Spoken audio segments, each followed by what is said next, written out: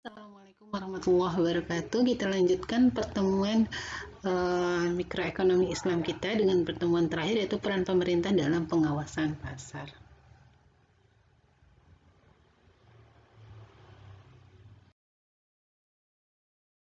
Kita ketahui pasar adalah institusi sentral dari ekonomi, di mana pasar juga merupakan jantung dari ekonomi.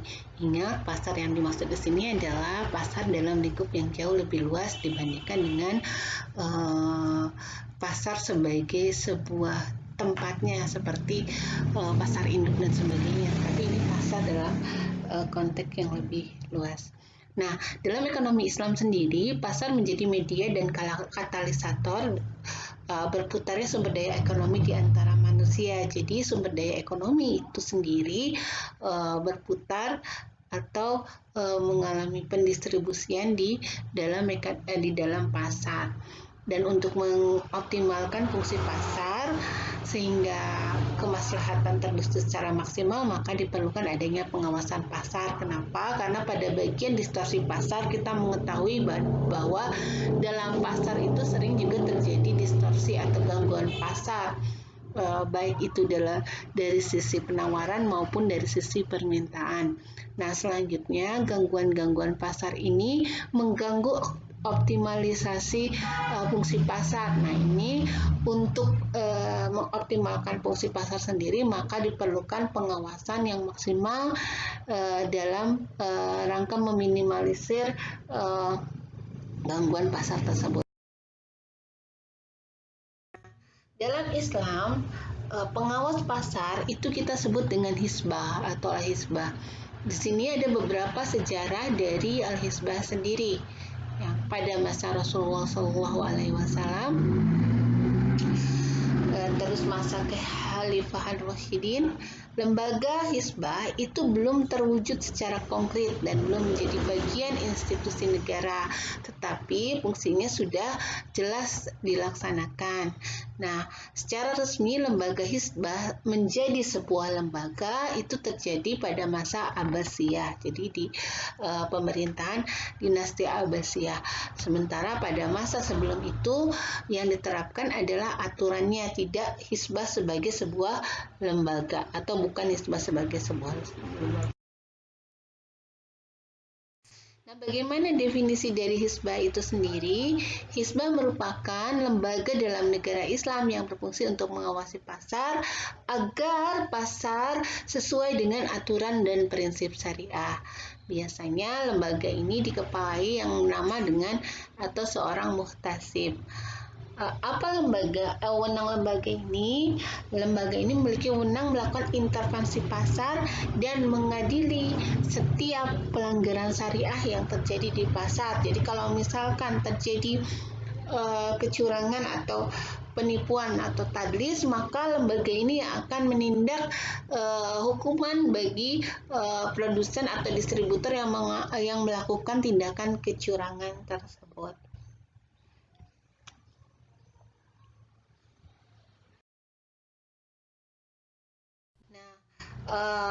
Kemudian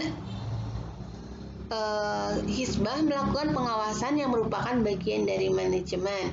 Nah, pengawasannya sendiri ada dua, yaitu pengawasan internal dan pengawasan eksternal.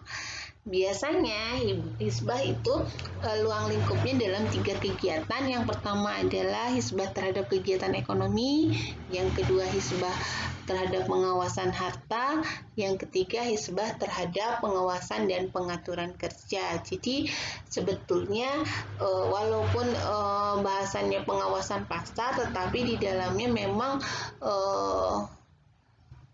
luas, dalam artian tidak hanya kegiatan dalam pengawasan pasar itu dia juga melingkup kegiatan ekonomi, pengawasan hartanya, dan pengawasan terhadap pengaturan kerja. Pertama adalah untuk jalani aturan-aturan kegiatan ekonomi. Jadi kegiatan ekonomi itu kan ada rule-nya, ada aturan syariahnya. Nah, agar aturan syariah ini tetap berjalan sebagaimana mestinya, maka dibutuhkan lembaga hisbah untuk mengawasi agar pelaku-pelaku ekonomi di pasar, baik itu produsen maupun konsumen, itu melaksanakan aturan-aturan kegiatan ekonomi atau syariah Islamnya. Kemudian yang kedua adalah mewujudkan keamanan dan ketentraman. Jadi hisbah adalah bertujuan untuk yaitu tadi melakukan menjaga keamanan supaya di pasar itu tidak terjadi adanya preman-preman pasar yang merugikan baik itu konsumen ataupun produsen, artinya merugikan pelaku pasar. Kemudian juga hisbah mengawasi keadaan rakyat. Bagaimana lembaga hisbah itu melihat bagaimana kondisi masyarakat pada waktu-waktu pada kurun atau runutan waktu di mana bagaimana melihat perekonomian yang terjadi di masyarakat. Kemudian yang keempat adalah menjaga kepentingan umum dan yang terakhir adalah mengatur transaksi yang terjadi di pasar.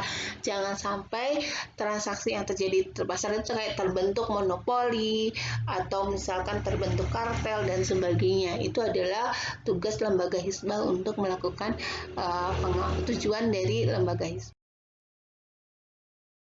Nah, hisbah dalam pengawasan pasar ini juga ada tujuannya. Yang pertama adalah untuk kebebasan keluar masuk pasar. Jadi lembaga hisbah ini memastikan bahwa si produsen itu bisa keluar dan masuk pasar tanpa ada hambatan. Kemudian mengatur promosi dan propaganda. Larangan untuk ikhtikar atau menimbun barang, itu nggak boleh menimbun barang. Jadi dia memastikan bahwa barang-barang yang ada atau produsen-produsen tidak melakukan kecurangan seperti menimbun barang. Mengatur perantara perdagangan, kemudian melakukan pengawasan harga. Jadi hisbah melihat apakah mungkin harga-harga yang terbentuk itu terjadi karena kecurangan atau pure karena mekanisme pasar. Kemudian mengawasi barang impor dan pajak atas barang impor.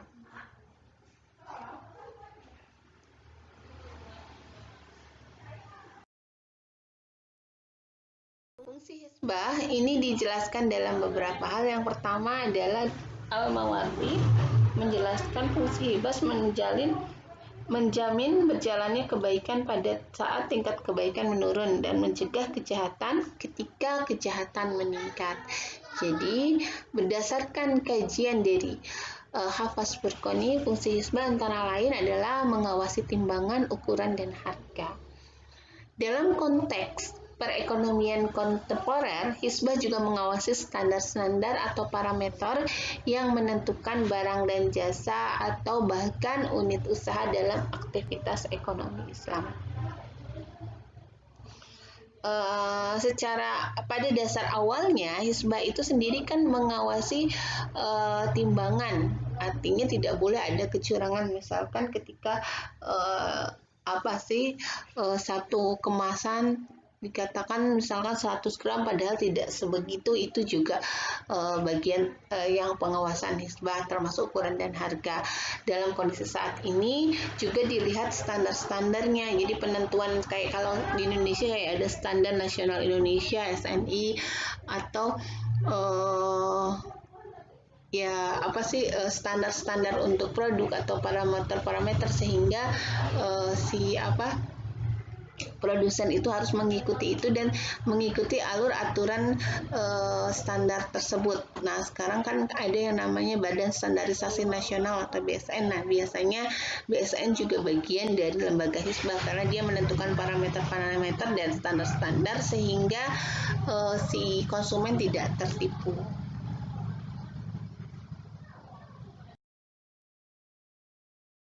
Mengawasi jual beli terlarang. Yang seperti apa? Jual beli yang terlarang itu yang mengandung riba, yang mengandung maisir, dan yang mengandung goror. Jadi hisbah memastikan bahwa semua jual beli yang mengandung riba, maisir, dan goror tidak terjadi di pasar. Kemudian mengawasi kehalalan, kebersihan, dan kesehatan suatu produk. Lembaga Hisbah boleh menindak ketika ada barang-barang yang misalkan tidak halal di pasar. Dia boleh menarik barang tersebut, atau misalkan yang membahayakan bagi masyarakat, maka lembaga tersebut berhak menarik produk tersebut, atau bahkan di awal dia menentukan apakah si produk tersebut layak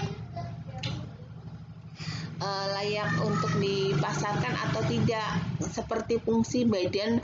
Kalau sekarang itu BPOM, Badan Pengawas Obat dan Makanan, di mana dia menentukan kelayakan dari suatu produk ketika dia akan masuk ke pasaran. Kemudian mengatur tata letak pasar. Dalam hal ini bukan hanya tata letaknya, tetapi bagaimana lembaga Hisbah itu mengatur agar tidak ada produsen yang terlalu mendominasi, sehingga dia melihat bagaimana positioning dari setiap produk dan tidak terbentuk monopoli. Kemudian mengatasi persengketaan dan ketidakadilan, kemudian melakukan intervensi pasar jika dibutuhkan, dan memberi hukuman pada pelanggaran.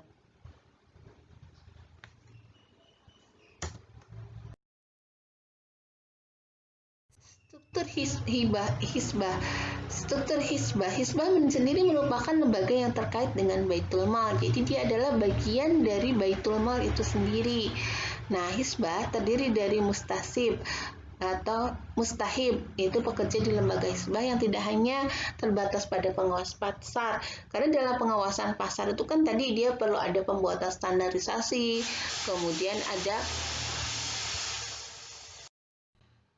Selain itu juga yang tadi bahwa Hisbah itu tidak hanya terbatas pada pengawas pasar, tetapi juga pengaturan yang bersifat administratif dan tugas-tugas lain yang menjadi turunan dari muhtasib, termasuk di dalamnya adalah bagaimana Hisbah menentukan kriteria-kriteria atau standar-standarnya. Terus kemudian bagaimana lembaga Hisbah menentukan hukuman-hukuman ketika terjadi pelanggaran dan sebagainya. Jadi di sana kompleks pekerjaan menjadi ruang lingkup dari lembaga Hisbah itu sendiri. Nah, ruang lingkup tugas yang meluas berikut kompleksitas pasar yang ada membuat Hisbah berkembang baik secara struktur maupun manajemen tugas internal eksternal. Jadi secara kelembagaan sendiri, Hisbah sendiri bisa membentuk lembaga tersebut sesuai dengan kompleksitas dari pasar yang ada. Hisbah dapat dijalankan tersentralisasi maupun terdesentralisasi mengikuti kondisi perekonomian dari sebuah negara.